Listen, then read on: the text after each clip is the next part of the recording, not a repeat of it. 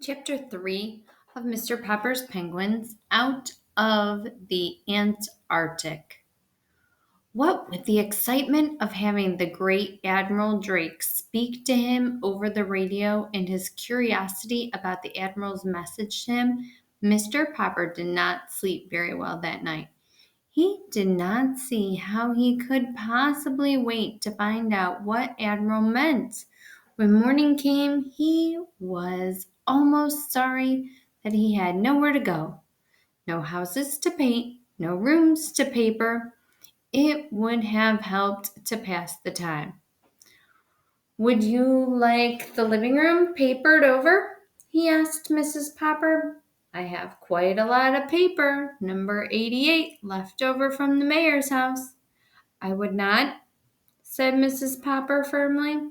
"The paper on now is plenty good enough. I am going to the first meeting of the Ladies' Aid and Missionary Society today, and I don't want any mess around to clean up when I get home." "Very well, my love," said Mr. Popper meekly, and he settled down with his pipe, his globe, and his book of Antarctic adventures. But somehow, as he read today, he could not keep his mind on the printed words. His thoughts kept staying away to Admiral Drake. What could he have meant by a surprise for Mr. Popper? Fortunately, for his peace of mind, he did not have so very long to wait. That afternoon, while Mrs. Popper was still away at her meeting, and Janie and Bill had not yet come home from school, there was a loud ring at the front door. "I suppose it is just the postman. I won't bother to answer it," he said to himself. The bell rang again, a little louder this time.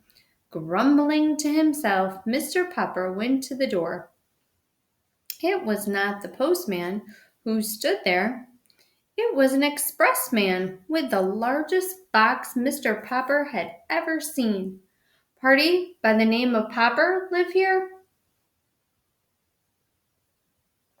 "That's me." "Well, here's a package that's come air express all the way from Antarctica. Some journey, I'll say." Mr. Popper signed the receipt and examined the box. It was covered all over with markings. "Unpack at once," said one. "Keep cool," said another. He noticed that the box was punched here and there with air holes. You can imagine that once he had the box inside the house, Mr. Popper lost no time in getting the screwdriver, for by this time, of course, he had guessed that it was the surprise from Admiral Drake. He had succeeded in removing the outer boards and part of the packing, which was a layer of dry ice, when from the depths of the packing case he suddenly heard a faint "ork." His heart stood still. Surely he had heard that sound before, at the Drake expedition movies. His hands were trembling so that he could scarcely lift off the last of the wrappings. There was not the slightest doubt about it. It was a penguin! Mr. Popper was speechless with delight, but the penguin was not speechless. "Ork," it said again, and this time it held out its flippers and jumped over the packing debris. It was a stout little fellow, about 2.5 feet high. Although it was about the size of a small child, it looked much more like a little gentleman. With its smooth white waistcoat in front and its long black tailcoat dragging a little behind, its eyes were set in two white circles in its black head. It turned its head from one side to the other, as first with one eye and then the other. It examined Mr. Popper. Mr. Popper had read that penguins are extremely curious, and he soon found out that this was true. For stepping out, the visitor began to inspect the house. Down the hall it went and into the bedrooms with its strange, pompous little strut. When it or he, Mr. Popper, had already begun to think of it as he got to the bathroom, he looked around with the pleased expression on his face.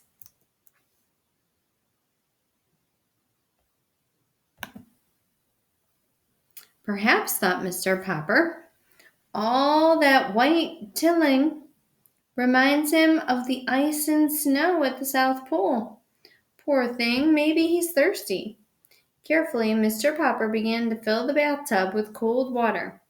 This was a little difficult because the inquisitive bird kept reaching over and trying to bite the faucets with its sharp red beak. Finally, however, he succeeded in getting the tub all filled.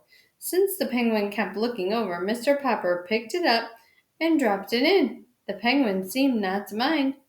Anyway, you're not shy, said Mr. Popper. I guess you've got sort of used to playing around with those explorers at the pole. When he thought the penguin had had enough of a bath, he drew out the stopper. He was just wondering what to do when Janie and Bill burst in from school. Papa, they shouted together at the bathroom door. What is it? It's a South Pole penguin sent to me by Admiral Drake. Look, said Bill, it's marching. The delighted penguin was indeed marching, with little pleased nods of his handsome black head. He was parading up and down the inside of the bathtub. Sometimes he seemed to be counting the steps it took.